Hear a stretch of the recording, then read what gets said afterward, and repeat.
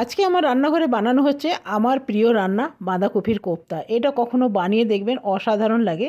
আমি একটা hand chopper দিয়ে ভালো করে মিহিন করে নিলাম। আপনারা চাকুতে বা বটিনেও কেটে নিতে পারবেন। এটা বানিয়ে দেখবেন, ভাত বা রুটির সাথে কিন্তু দারুণ লাগবে। আমাদের বাড়িতে বাঁধাকপি এলেই কিন্তু বেশিরভাগ দিনে আমরা কোপ্তাটা খাই। তবে ভীষণ বাঁধাকপির তরকারির চেয়ে কোপ্তাটা খেতে বেশ ভালো লাগে। আমি একটু একটু লম্বা লম্বা ধরনের বানিয়ে নিলাম। এই রকম কোপ্তা বানিয়ে দেখবেন, দারুণ লাগে। তবে খুব বেশি হার্ড করে ভাজবো না, খুব বেশি হার্ড করে ভাজলে কিন্তু নরম তুলতুলে হবে না। এখানে দিয়ে দিলাম গোটা জিরে, আর দিয়ে দিলাম জিরে, আদা আর শুকনো লঙ্কার পেস্ট। এটা দিয়ে দিলাম নুন, আর দিয়ে দেবো হলুদ, দিয়ে দেবো কাশ্মীরি লঙ্কা, দিয়ে দিলাম একটু সয়া সস, আর দিয়ে দেবো টমেটো সস। দিয়ে ভালো করে একটুখানি কষিয়ে নিয়ে দিয়ে দিলাম জল। এরপরে কোপ্তাগুলো দিয়ে দেন, আর দিয়ে দিলাম একটু কাসুরি মেথি। এটা এইভাবে বানিয়ে দেখুন, অসাধারণ লাগবে। আজকে আমার কোপ্তা কিন্তু একদম রেডি।